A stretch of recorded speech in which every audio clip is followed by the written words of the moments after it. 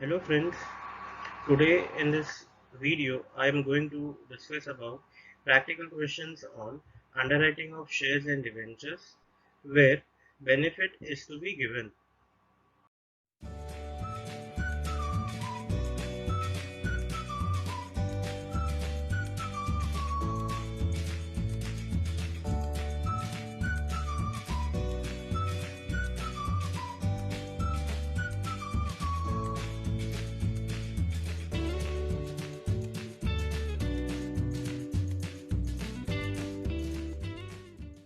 Let us revise what we have learned till now. Firm underwriting. It is an agreement to take up a specified number of shares irrespective of number of shares subscribed by the public. That means a specified number of shares will be taken up by the underwriters. Next, how do we calculate liability of underwriter? That is, shares as per underwriting commitment plus shares to be taken up under firm commitment. When we add up these two figures, we get the liability of underwriters. We have learnt this formula, which is total applications received is equal to total unmarked applications plus total marked applications plus total firm applications. We have seen that the firm applications can be distributed in two forms. Number one, where a benefit is not to be given. In that case, we treat those applications as unmarked applications and distribute amongst the underwriters in gross liability ratio. We can also treat those applications as benefit is to be given. In that case, we will treat the applications as marked applications and distribute amongst the underwriters in actual. We have not solved any question till now where benefit is to be given. In this video, we will learn how to solve a question where benefit is to be given. Let us first also look at how to solve a question where benefit is not to be given. It is pretty simple, where we have first column as step, next is particulars basis, then we have number of column based on number of underwriters, and the last column being total. First is gross liability, which will be always as underwritten by the underwriters given to you in the question. Next is to reduce the marked applications, which will be excluding firm underwriting. When we reduce marked applications, we always reduce marked applications in actual. Next is to find out balance, which is step 1 minus step 2. Next is to reduce unmarked applications. Unmarked applications can be distributed amongst the underwriters in gross liability ratio or in the ratio of the balance as calculated in step 3. If the question is silent, we always distribute the unmarked applications in gross liability ratio. Next is to find out balance, which will be step 3 minus step 4. Next is to reduce firm underwriting. As we are solving a question where benefit is not to be given, we distribute the firm applications in gross liability ratio. Next is to find out net liability, which will be step 5 minus step 6. Next is to add firm underwriting. Always when we are adding firm underwriting to find out total liability, it will be always actual. When we are finding out total liability and we add firm underwriting to net liability, the firm underwriting what we add will be always actual. Last is to find out total liability, which will be step 7 plus step 8. Now, let us look how to solve a question where the benefit is to be given for the firm applications are received. Number one, it remains the same. That is, we start with the gross liability, which will be always given to you in the question. Next is to reduce marked applications, which will be excluding firm underwriting. As we normally do, the marked applications will be distributed amongst the underwriters in actual. Next is to find out balance, which will be step 1 minus step 2. Next is to reduce unmarked applications, which will be distributed amongst the underwriters in gross liability ratio. Next is to find out balance, which will be step 3 minus step 4.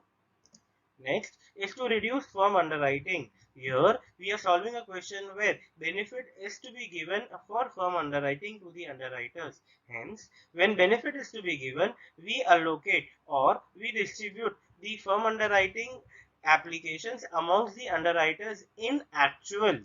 Next is to find out net liability, which will be step 5 minus step 6. Next is to add firm underwriting. It will be always actual. Whenever we add firm underwriting to net liability, irrespective of the case where benefit is to be given or benefit is not to be given, we will add. Here I am talking about step A, where we are adding firm underwriting to net liability. Finally, we find out total liability, which will be step 7 plus step 8. Let us start with the practical question. Question 1. Delta Limited issued 25 lakh equity share of rupees 10 each at par. 7 lakh shares were issued to the promoters and the balance offered to the public was underwritten by 3 underwriters P, Q and R in the ratio of 2:3:4 with firm underwriting of 50,000, 60,000 and 70,000 shares each respectively. Total subscriptions received 13,88,000 shares, including marked applications and excluding firm underwriting. Marked applications were as follows: P 3 lakh, Q 3,50,000 and R 4,50,000. Unmarked and surplus applications to be distributed in gross liability ratio. Ascertain the liability of each underwriter in case where benefit of firm underwriting is to be given to underwriters. Now first, let us understand what is given to us. The question says, Delta Limited issued 25 lakh equity shares of rupees 10 each at par. 7 lakh shares were issued to promoters. The part which is issued to the promoters will not be underwritten by underwriters. Hence, for us, for practical question to be solved, we will have total applications underwritten will be 25 lakh equity shares minus 7 lakh equity shares issued to promoters. Hence, in this question, we are talking for 18 lakh shares which are to be issued to the public. The balance 18 lakh shares will be underwritten by P, Q and R in the ratio of 2:3:4, where they have firm underwriting of 50,000 shares, 60,000 shares and 70,000 shares each respectively. Total applications received were 13,88,000 shares, which is including marked applications and excluding firm underwriting. Hence, can I say the marked applications does not include firm underwriting. Hence, P has 3 lakh shares against his name, which is directly from general public in full. Q 3,50,000, R 4,50,000. It also says that unmarked and surplus applications to be distributed in gross liability ratio. This is what we normally do. Ascertain the liability of each underwriter in case where benefit of firm underwriting is to be given to underwriters. Let us first find out the number of unmarked applications. So by using the formula, total applications received is equal to total unmarked applications plus total marked applications. We rearrange the formula, that is total unmarked applications is equal to total applications received minus total marked applications.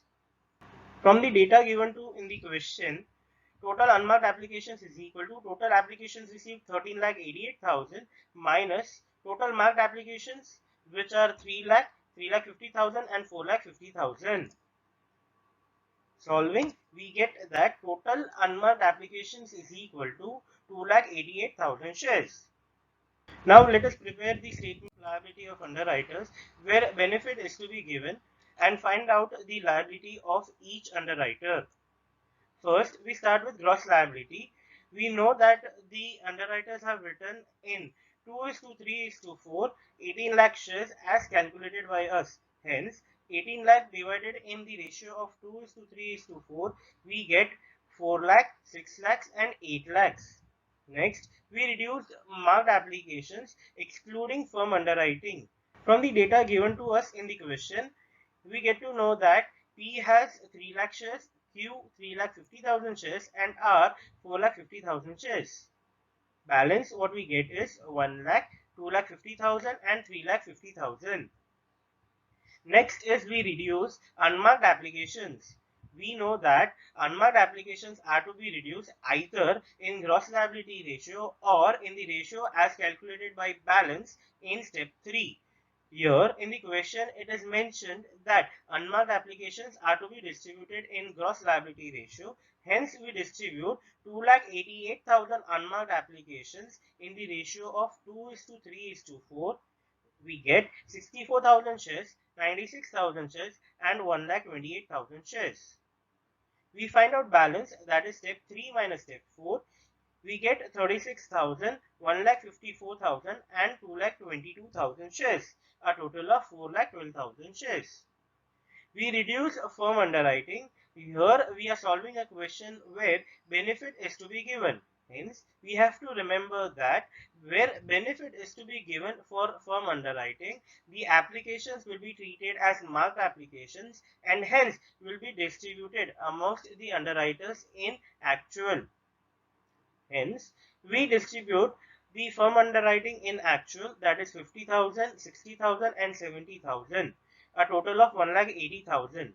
We get a balance which is step 5 minus step 6, negative 14,000, 94,000, 1,52,000, a total of 2,32,000. As soon as we find a negative balance, we have to always remember that a negative balance is a surplus. Hence, the surplus of P will be distributed amongst Q and R in their gross liability ratio. Hence, surplus of P, which is adjusted in 3:4, that is 14,000 if divided between Q and R in 3:4, we get 6,000 and 8,000. We get a net liability, which is step 7 minus step 8. Net liability of P is 0. For Q, it is 88,000. For R, it is 1,44,000. We add firm underwriting to get the total liability. Always when we add firm underwriting, we add in actual, that is 50,000, 60,000, 70,000. The total liability what we get is 50,000 shares, 1,48,000 shares and 2,14,000 shares. Now let us look at the second question. Moon Limited issued 80,000 equity shares which were underwritten as follows: X 48,000 equity shares, Y 20,000 equity shares and Z 12,000 equity shares. The underwriters made application for firm underwriting as follows: X 6,400 equity shares, 2,400 equity shares. The total applications excluding firm underwriting but including marked applications were for 40,000 equity shares. The marked applications were X 8,000 equity shares, Y 10,000 equity shares and Z 4,000 equity shares. The underwriting contract provides that the firm applications to be treated as marked applications and that credit of unmarked applications be given in proportion to the shares underwritten. You are required to show the allocation of liability. Now let us dissect this question and see what all data is given to us. Moon Limited wants to issue 80,000 equity shares, which is underwritten by X, Y and Z as 48,000 equity shares, 20,000 equity shares and 12,000 equity shares. They have also made a firm underwriting of 6,400 equity shares, 8,000 equity shares and 2,400 equity shares respectively. Total applications received, which is excluding firm underwriting and including marked applications, that means purely from the public with the mark. Total applications are 40,000 having a mark of X as 8,000, Y as 10,000 and Z as 4,000.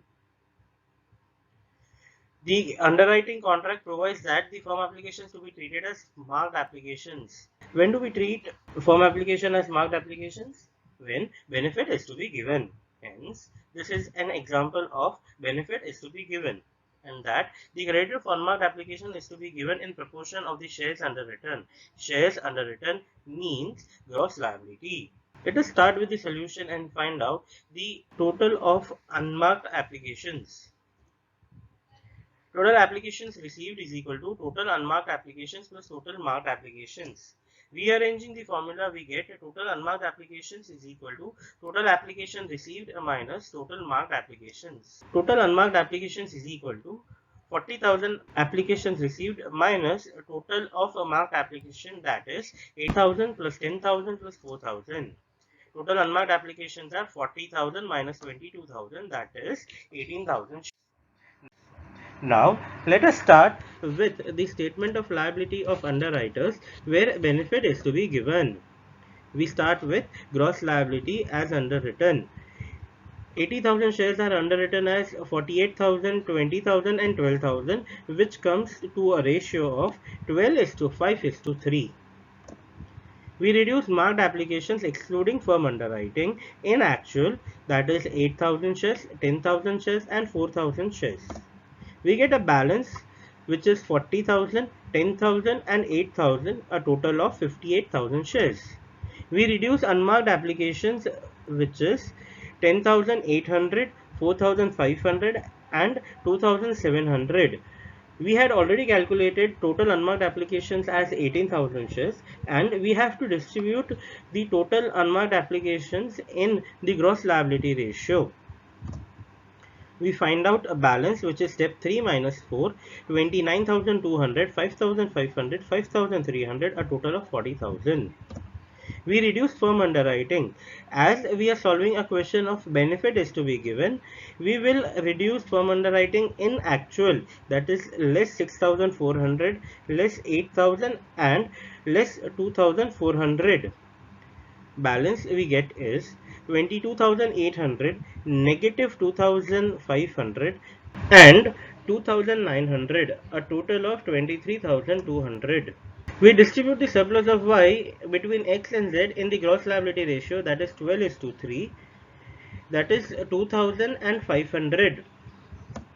We find out a net liability which will be 20,800, 0 and 2,400 shares. We add firm underwriting, that is 6,400, 8,000 and 2,400, a total of 16,800. We have to always remember that when we are adding firm underwriting, it will be always in actual. Next, what we get is total liability, which will be step 9 plus step 10. 27,200, 8,000 and 4,800, a total of 40,000 shares. If you want to find out whether we have solved correctly, we can get it from the solution itself. The company wanted to issue a total of 80,000 shares, of which company had received an application of 40,000 shares, including marked applications but excluding firm underwriting. Hence, can I say that 40,000 applications received includes only two things, marked application and unmarked application. Hence, 40,000 shares balance 80,000 minus 40,000 received. Balance 40,000 will be consisting of the net liability and firm underwriting. Hence, the total of total liability between X, Y and Z should be 40,000. This is what we got. Now let us revise. We have learned about firm underwriting. We have learned about how to calculate the liability of underwriters. We have learned the formula, which is total application received is equal to total unmarked applications plus total marked applications plus total firm applications. The firm applications can be distributed amongst the underwriters in two ways. One, benefit is not to be given, where it is treated as unmarked application and distributed amongst the underwriters in gross liability ratio. And benefit is to be given, which we have learned in this lecture. When benefit is to be given for firm applications, the applications will be treated as marked applications and distributed amongst the underwriters in actual. The statement of liability of underwriters where benefit is to be given is prettily the same, except the point where we reduce the firm applications. The firm applications will be reduced in actual as given to you in the question. Thank you so much. If you have found this lecture useful, kindly subscribe to my YouTube channel and press the bell icon to receive the latest updates and new informative lectures. Thank you.